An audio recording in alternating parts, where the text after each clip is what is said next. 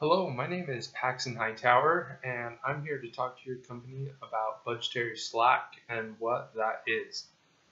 You might not know how it's affecting you, but it can cause a lot of problems in your company. What budgetary slack is when a manager or someone else that is proposing the budget will either underestimate budgeted revenues or overestimate budgeted costs to the budget. And so therefore that'll make it so that it's easier for the manager to attain that budget. Managers have a lot of pressure on them to achieve their budgets from top management, and this pressure will entice them to build that budgetary slack into their budget so that they can achieve those with ease. And a lot of times this has led to, this is because of uncertainties that face managers with different projects or things in their department that are going on.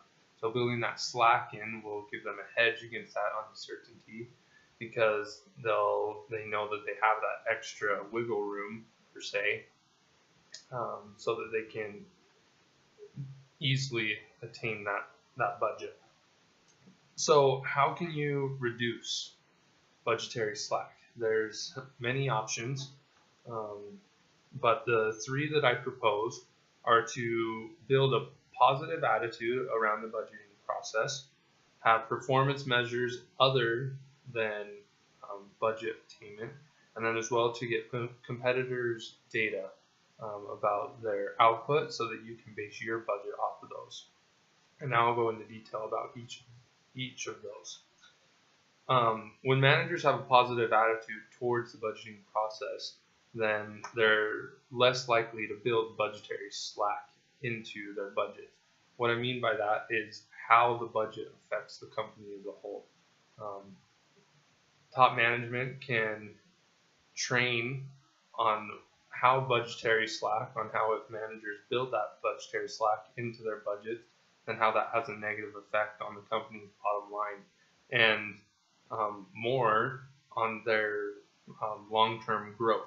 Because if they're building budgetary slack in, then that's less resources that can be allocated to other things to help the company grow. They're not performing at their optimal state.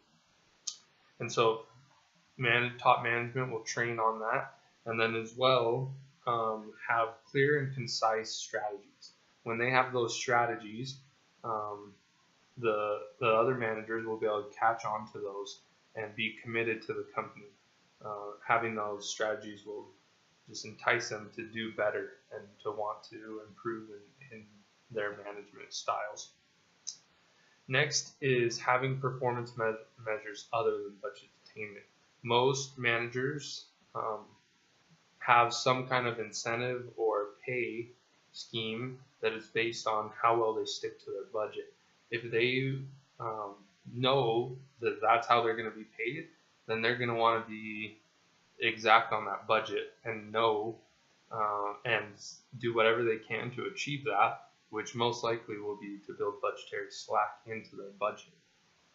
So you need to change that, change the way that they're paid, that their incentives are based on. What I propose is the best way to do this is to have a company policy that says the higher and more accurate the budgeted profit forecast of division managers, then the higher their incentive bonuses.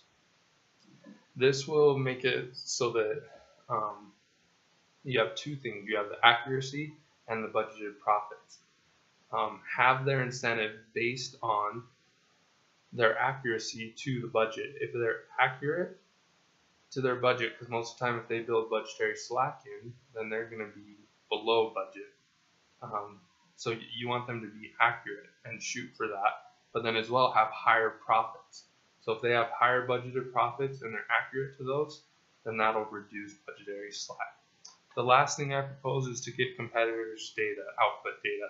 This will give you something to base your budget proposals off of. If you know what competitors are doing, then you can build a budget around that so that you're equaling or better, hopefully bettering their data. And this will make it so that you're competitive in your market. All three of these things will help reduce budgetary slack.